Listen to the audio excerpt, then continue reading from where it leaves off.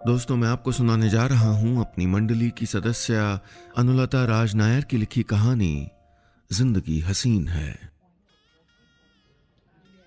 छोटे छोटे नीले बल्ब की रोशनी से जगमगाती दीवारें और दरवाजे पर झूलता ताजे फूलों और आम के पत्तों का बंधनवार। कमरे के एक कोने से बहुत धीमी आती शहनाई की आवाज। बरसों बाद घर में ऐसी रौनक आई थी। मीरा का घर। बाहर लगी पीतल की नेम प्लेट पर लगे अक्षर भी बल्ब की रोशनी से चमक रहे थे। डॉक्टर मीरा कौशिक, शहर के बड़े कॉलेज में केमिस्ट्री की हेड ऑफ द डिपार्टमेंट। आज मीरा के बेटे सुयश की शादी की रस्में शुरू हुई थीं। सारा इंतजाम सुयश और रागिनी के दोस्तों ने संभाल रखा था। रागिनी उनकी होने वाली बहू और सुयश की सबसे अच्छी दोस्त और अब होने वाली पत्नी। मीरा लॉन के एक तरफ लगे केन के झूले पर बैठी अपनी डायरी में सामान की लिस्ट बना रही थी। कितना सामान लाना था।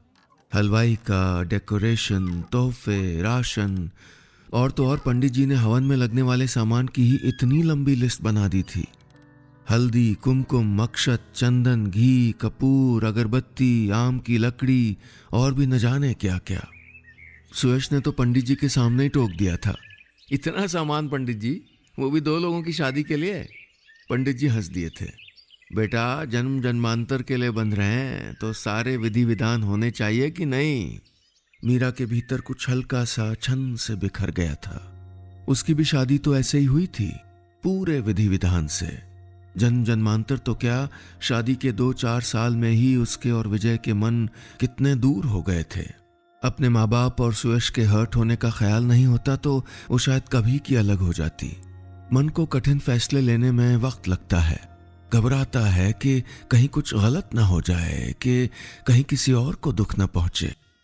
माँ, कॉफी भिजवाऊं? सुयश की आवाज आई तो मीरा सर झटक कर फिर लिस्ट फाइनल करने लगी। Yes, strong coffee please. और अपनी भी लेके आ जा। मीरा ने डायरी बंद करके अपने बेटे को पास बुला लिया। आई कांट बिलीव कि तेरी शादी हो रही है। मीरा ने सुयश के बाल बिखेर दिए। Even I can't believe it. उसने अपना सर माँ की गोद में रख दिया। माँ बेटे अपनी गपशप में तल्लीन होते कि मीरा का फोन बजा। विजय कॉलिंग। स्क्रीन पर नजर पड़ते ही मीरा ने फोन सुयश को पकड़ा दिया। फोन उठाते ही उसके चेहरे के भाव बदलने लगे। आंखों के किनारे सिकुड़ गए और चमकदार माथे पर 2 नाजुक से बल पड़ गए। No, we don't need anything. किसी चीज की जरूरत नहीं है। माँ ने आपके बिना अब तक जिंदगी मैनेज की है ना, अब शादी भी हो जाएगी। प्लीज पापा, उनको अकेला छोड़ दीजिए। माँ को अब किसी सहारे की जरूरत नहीं है। उन्हें हमारे अलावा अब किसी की जरूरत नहीं पापा, किसी की नहीं। एक फोन कॉल ने हमेशा की तरह मीरा के घर में जरा सी धुंध भर दी थी। और ये पहली बार नहीं हुआ था। उसका घर छोड़ने के बाद बीते सालों में विजय जब जब फोन करता, ऐसे ही मीरा का मन खट्टा हो जाता। मीरा को अपने पति विजय से अलग हुए अब 15 साल बीत चुके थे, लेकिन अब भी वो रिश्ता पूरी तरह से अलग नहीं हो पाया था। पति पत्नी का रिश्ता तो तलाक नाम का कानून तोड़ देता है, लेकिन बाप बेटे के रिश्ते को वो कैसे तोड़ती। शुरुआती दौर तो बहुत मुश्किल भरा था और एक नहीं कई तरह की मुश्किलें उसके रास्ते में थीं। कुछ फैसले ऐसी ही तकलीफें लेकर आते हैं। एक दिन जब विजय का व्यवहार उसके बर्दाश्त से बाहर हुआ तो वो ऐसे ही उसके घर से चली आई थी, अपने और सुयश के सर्टिफिकेट्स के अलावा सब कुछ छोड़कर, बिना कोई अधिकार मांगे। तब उसने नहीं पूछा कि कहाँ जाओगी, मेरे बेटे को खिलाओगी क्या, पढ़ाओगी कहाँ, पालोगी कैसे, क्योंकि तब उसे लगा कि गुस्से में गई है, 4 दिन में शांत होकर लौट आएगी। लेकिन मीरा नहीं लौटी थी और तब हकबकाया विजय बार बार फोन करने लगा था।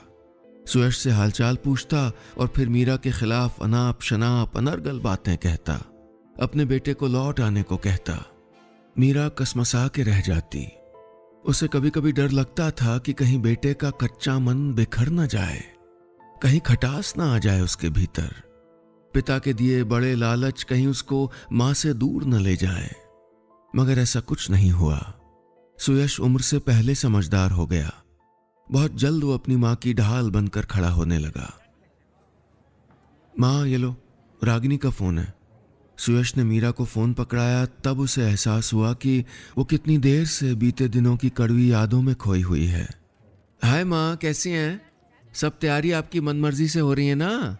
रागिनी की खनकती आवाज सुनकर मीरा के उदास पड़ते चेहरे पर ताजगी आ गई। एकदम हमारी मर्जी से, जैसा हम दोनों ने तय किया बिल्कुल वैसी। यू डोंट वरी, सुयश की मर्जी बिल्कुल नहीं चल रही। मीरा हंसते हुए बोली तो रागिनी की तेज हंसी फोन के स्पीकर से निकलकर घर के आंगन में फैल गई। हंसी ऐसी जैसे खुशबूदार लोबान का धुआं हो। मीरा ने मन ही मन उसकी बलाएं ले ली। रागिनी सुयश की दोस्त थी और मीरा की पसंद और अब इस घर की होने वाली बहू। पिछले 5 सालों में रागिनी सुयश की दोस्त से महबूबा बनी तो उन्हीं 5 सालों में मीरा उसकी आंटी से दोस्त बन गई थी। एक साथ शॉपिंग, फिल्में, छोटी मोटी यात्राएं, जो भी हो, दोनों एक दूसरे की फेवरेट कंपनी थे। रागिनी अब सुयश से बात कर रही थी। सुयश फोन लेकर दूर चला गया, लेकिन थोड़ी देर पहले उसके कहे शब्द मीरा के कानों में गूंजने लगे। प्लीज पापा, माँ को अकेला छोड़ दीजिए, उन्हें अब हमारे अलावा किसी की जरूरत नहीं है। तभी किसी मैसेज के आने से मीरा का मोबाइल वाइब्रेट हुआ। वो पढ़ने लगी। हाय, किसी चीज की जरूरत हो तो कहना, you know I am always here for you. ये कार्तिक था, कॉलेज में उसका कॉलीग, इंग्लिश का प्रोफेसर। मीरा के चेहरे पर एक सुकून भरी मुस्कुराहट बिखर गई। जरूरत हो ना हो, लेकिन किसी अपने का पास होना दुनिया की सबसे बड़ी तसल्ली है। खुशियों वाले दिनों को बीतने की बड़ी जल्दी रहती है, लेकिन शुक्र है कि एक खुशी बीतने के बाद फिर किसी और सुख के चले आने की उम्मीद हमेशा बनी रहती है। रागिनी अब मीरा के परिवार का हिस्सा बन गई थी। घर में रौनक रहने लगी थी, जैसे किसी ने हवा में अबीर गुलाल उड़ा दिया हो। ऑफिस से लौटकर मीरा और रागिनी एक साथ काम निपटाते, और जब सुयश और रागिनी कहीं बाहर जाते तो मीरा अपनी स्टडी में सुकून से किताब पढ़ती, डायरी लिखती या मनपसंद गाने सुनती। कभी कभी एक ही गाना दिन भर लूप में बजता रहता। वो ऐसा ही एक दिन था। बच्चे कान्हा किसली नेशनल पार्क घूमने गए थे। 3 दिन के लिए घर से जैसे आवाज छीन ली गई हो। वीकेंड था, मीरा को कॉलेज भी नहीं जाना था। क्या करे, कोई फिल्म देख ले। हर फिल्म तो वो सुयश के साथ देखती थी या रागिनी के साथ। अब अकेले तो जाने से रहीं। उन्हें लगा 2-4 पेंडिंग कॉल्स ही निपटा लूं। कब से रिश्तेदारों दोस्तों से बात ही नहीं हुई। उन्होंने फोन उठाया तो कार्तिक का मैसेज था। क्या कर रही हो, बच्चों को मिस करने के अलावा? मीरा मुस्कुरा दी। कार्तिक उन्हें कितनी अच्छी तरह समझता है। उन्होंने जवाब दिया, कुछ नहीं, वाकई मिस कर रही हूँ बच्चों को। किताब, म्यूजिक, किसी काम में मन ही नहीं लग रहा। 30 सेकंड में कार्तिक का जवाब आ गया। What about a date with a friend? Meera अब जोर से हंस पड़ी। कार्तिक के साथ ये कोई नई बात नहीं है। उनके साथ वो फिर से हंसना सीख गई थी। ठहाके लगाकर लड़कियों जैसे हंसना, ऐसे हंसना जैसे दुख उसने कभी देखा ही नहीं हो। मीरा ने टाइप किया, यस। उस शाम दोनों फिल्म देखने गए, फिर वहीं फूड कोर्ट में डिनर, डाइट प्लान तोड़ के मीठा और वापस लौटते हुए पान भी। मीरा घर लौटना ही नहीं चाहती थी। वो किसी कॉलेज जाने वाली लड़की की तरह बेफिक्र महसूस कर रही थी, एकदम आजाद। कार्तिक और वो पिछले 10 सालों से दोस्त हैं, और ऐसे दोस्त जिनके सामने जिंदगी पन्ना दर पन्ना खुली हुई है। रात के 10 बजने लगे थे।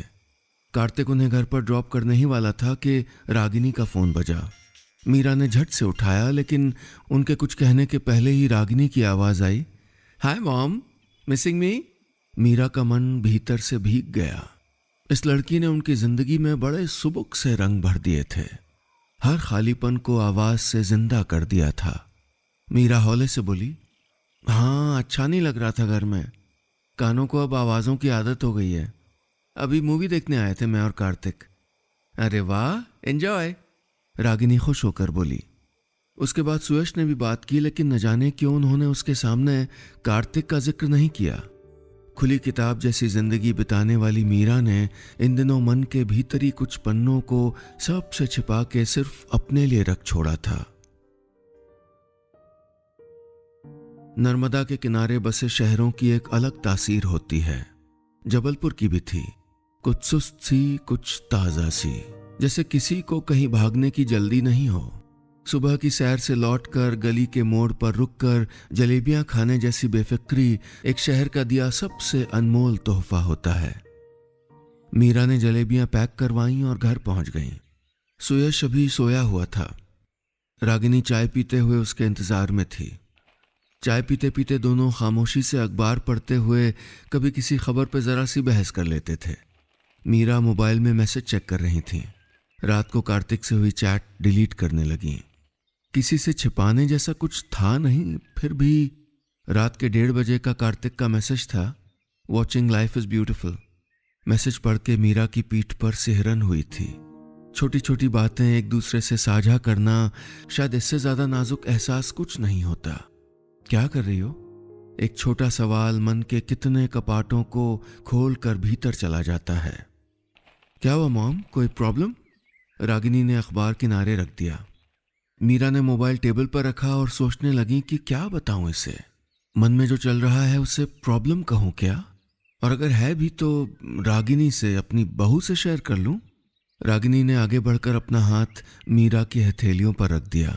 मुस्कुराते हुए बोली, आप मुझसे कह सकती हैं माँ, वी आर फ्रेंड्स।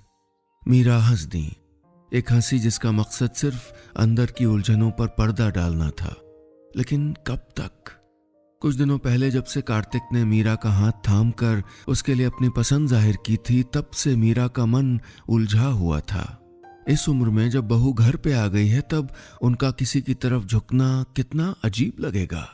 रोकना चाहिए उनको अपने मन को, और ना रोक सके तो बताना चाहिए बच्चों को।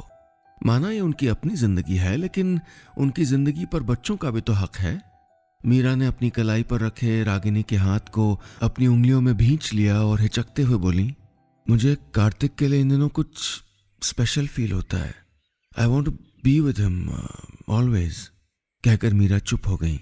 वो रागिनी की तरफ देखती रही, उसके चेहरे के बदलते रंग महसूस करती रही। दोनों में कोई कुछ कहता, इससे पहले सुयश की आवाज आई, व्हाट नॉनसेंस मां, मुझे आपसे ये उम्मीद नहीं थी। सच कहना जितना मुश्किल होता है, शायद उतना ही मुश्किल होता है अनचाहे सच को स्वीकार करना। मीरा की बात से सुयश बुरी तरह भड़क गया था। मीरा चुपचाप अपने लाडले बेटे का चेहरा देखती रह गई थी। बचपन से अब तक उनको बेस्ट मॉम का दर्जा देने वाला, उनको आइडलाइज करने वाला उनका बेटा आज उनको जैसे हकारत की नजर से देख रहा था। एक वक्त था जब इस घर का लोन चुकाने में मीरा की सारी तनख्वाह निकल जाती थी। तब वो कॉलेज के बाद एक कोचिंग इंस्टीट्यूट में पढ़ाने जाने लगी थी। तब सुयश 10th में था। वो रात को मीरा की गोद में सर छुपाकर रोया करता था। भगवान से प्रार्थना करता था कि वो जल्दी बड़ा हो जाए ताकि अपनी माँ को सारी खुशियां दे सके। आज वो बड़ा हो गया था, लेकिन उसकी और माँ की खुशियां आपस में मेल नहीं खा रही थी। उन दिनों जब विजय आधी रात को मीरा को फोन करके धमकियां देता, तो सुयश उनका सुरक्षा कवच बन के अपने पिता से उनको बचा लेता। वो उनको धमका दिया करता था, पापा आइंदा आपने फोन किया तो मैं पुलिस में कंप्लेन कर दूंगा। मीरा उसको रोकती रह जाती थी। और आज वो कह रहा था, माँ अगर आपको कोई कंपेनियन ही चाहिए था तो पापा से सुलह कर लेती ना, उन्होंने तो हमेशा आपको वापस बुलाया था ना। मीरा हैरान थी, पापा से सुलह? अचानक एक दूसरा पुरुष सामने आया तो उनका बेटा पराया हो गया, भूल गया वो जख्म जो उसके पापा ने दिए थे। मीरा बिना एक शब्द कहे अपने कमरे में चली आई थी। कौन कहता है कि पृथ्वी के घूमने की गति एक समान होती है? अगर होती तो कोई कोई दिन इतना लंबा पहाड़ सा क्यों लगता है? उस दिन कॉलेज में मीरा का जरा भी मन नहीं लग रहा था। कार्तिक का उनके आसपास आना और मैसेज करना भी अखर रहा था। वो बार बार पूछता रहा कि हुआ क्या है, लेकिन मीरा चुप रही। क्या बताती उसको कि उनका अपना बेटा अचानक दूसरे पाले में आकर खड़ा हो गया था, कि उनकी बहू ने खामोशी इख्तियार कर ली थी? क्या बताती उसको कि उनके अपने बच्चे स्वार्थी हो रहे थे, या कहीं वो खुद ही तो स्वार्थी नहीं हो रही थी? विजय को छोड़ने के बाद सब ने दोबारा शादी करने के लिए कितना समझाया था, कितना मनाया था, लेकिन वो मना करती रही थी। जिंदगी में पुरुष का होना उनके लिए कोई अच्छा अनुभव नहीं था। वो खुश थी अपने बेटे के साथ, और वो खुद को सुयश और किसी तीसरे पुरुष के बीच बांटना नहीं चाहती थी। फिर अपनी नौकरी और उसकी जिम्मेदारी के बाद उनके पास इतना वक्त ही नहीं था कि कुछ और सोचती। इतना भी नहीं कि अपनी सो कॉल्ड तथा कथित अधूरी जिंदगी का सोग मनाती। फिर 10 साल अकेले बिताने के बाद कॉलेज में उनकी जिंदगी में कार्तिक आया, अंग्रेजी साहित्य का प्रोफेसर। बायरन, कीट्स, शेली की कविताएं और शेक्सपियर के नाटकों की बातें करने वाला वो मनमौजी मीरा को कब भाने लगा, कब उसकी ओर मन झुकने लगा, वो खुद ही नहीं जान सकी थी। जानती तो कभी प्यार करती क्या? उम्र के साथ समझदारी आती है, सच है, और हर कदम सोच समझकर फूंक फूंक कर उठाने की आदत भी हो जाती है। लेकिन मन का किसी से मिल जाना और बात है। ये तो जैसे पानी है, ढाल देखा और बह गया। मीरा भी अनचाहे ही कार्तिक से जुड़ गई थी। उसका साथ उन्हें सुकून दे रहा था, लेकिन ये सब बच्चों की कीमत पर नहीं, उनको कबूल नहीं। उन्होंने दूसरे कॉलेज में ट्रांसफर के लिए अप्लाई कर दिया। घर में सब पहले जैसा हो गया, या शायद सब नहीं, पर काफी कुछ पहले जैसा हो गया था। सुयश वैसे ही कभी कभार माँ की गोद में सर रख के मालिश करने की जिद करता, वैसे ही ऑफिस आते जाते मीरा को गले लगाता, वैसे ही अपनी पसंद का पकाने की फरमाइश करता। लेकिन रागिनी के भीतर कुछ दरक गया था। उसका मन उस दिन सुयश के अचानक आकर फिर मीरा और कार्तिक के रिश्ते पर नाराज हो जाने को लगातार गलत ठहराता रहा। क्या अधिकार था उसको माँ को मना करने का या सलाह देने का? मीरा भले ही उन दोनों को पहले की तरह प्यार जताती रही, लेकिन रागिनी महसूस करती रही कि एक खालीपन, एक वैक्यूम है। उसने सुयश से कहा भी कि माँ पहले जैसे लूप में गाने नहीं सुनती, फिल्में देखने की जिद भी नहीं करती, और उनकी हंसी में कुछ कमी सी नहीं लगती तुमको? सुयश चुप रहा, फिर कुछ सोचकर बोला, हो सकता है माँ कार्तिक अंकल से अटैच हो गई हो, थोड़ा टाइम दो उनको। रागिनी भड़क गई। हो सकता है का क्या मतलब? उन्होंने कहा ना कि वो उनको पसंद करती हैं। और क्यों सुयश, क्यों वक्त दें, क्यों इंतजार करें हम उनके भीतर कुछ मर जाने का? हम क्यों उनको इस तरह शर्तों में बांध रहे हैं? माँ ने कितने प्यार से तुमको मुझे सौंप दिया। सोचो, उनका इकलौता बेटा पूरे टाइम अपनी बीवी के साथ रहता है, और वो? सुयश ने बीच में टोका, नहीं, अलग हैं दोनों बातें, एकदम अलग। रागिनी बेचैन हो गई। कुछ अलग नहीं है सुयश, सिर्फ एक चीज अलग है, वो ये कि वो माँ है और तुमको ये बर्दाश्त नहीं कि वो किसी से प्यार करे। सुयश चिढ़कर बाहर बालकनी में चला गया। उसका रागिनी से लड़ने का कोई मूड नहीं था। दिन बदस्तूर गुजरते रहे। मीरा अपने ट्रांसफर के इंतजार में थी। कार्तिक ने दूरी बना ली थी। बस उसका आखिरी मैसेज मीरा ने डिलीट नहीं किया था, तुम्हारे इस फैसले में मैं तुम्हारे साथ नहीं हूं। लाइफ इज ब्यूटिफुल, मगर तभी जब हम अपनी शर्तों पर जिएं। दुख या सुख कुछ भी वक्त को बांध नहीं पाता। उस बात को 4 महीने और सुयश रागिनी की शादी को साल बीत गया। उनकी पहली वेडिंग एनिवर्सरी थी। मीरा ने तोहफे के तौर पर दोनों के लिए खूबसूरत रोमांटिक ट्रिप प्लान की थी। आज दोनों चले गए थे 15 दिन के लिए। मीरा अकेलेपन को खुद पर हावी होने नहीं देना चाहती थी। उन्होंने न जाने कितने दिनों के बाद अपनी पसंद के गाने लगा दिए। किचन में कॉफ़ी बनाने लगी कि वहाँ कॉफ़ी मेकर के पास एक लिफाफा नजर आया। मीरा ने हैरान होकर खोला तो गुलाबी कागज़ पर एक छोटा सा नोट था। माँ, thank you for this trip. आपसे सिर्फ लिया ही लिया है, आज हम कुछ देना चाहते हैं। विद लव, रागिनी, सुयश। साथ में पिन किया हुआ एक टिकट था शाम को हो रहे एक बड़े कॉन्सर्ट का। मीरा मुस्कुरा दी। उन्होंने थैंक यू टाइप किया और बच्चों को भेज दिया। 2 घंटे बाद वो ऑडिटोरियम में थी। मन खुश था, बच्चों पर प्यार आ रहा था। तभी बगल वाली सीट पर कोई आकर बैठा और कानों में हल्की सी आवाज आई, do you mind musical date? अंधेरे में नजर नहीं आया, पर आवाज। मीरा ने नजरें गड़ा कर देखा, कार्तिक। उनसे एक हल्की सी चीख निकल गई। तुम यहाँ कैसे? ये कोई कोइंसिडेंस तो नहीं? उन्होंने हैरान होकर कहा, नहीं, बिल्कुल नहीं, सब प्लान्ड है, वेरी वेल प्लान्ड। मीरा के कानों में एक मीठी धुन सुनाई दी। सामने कॉन्सर्ट शुरू हो गया था।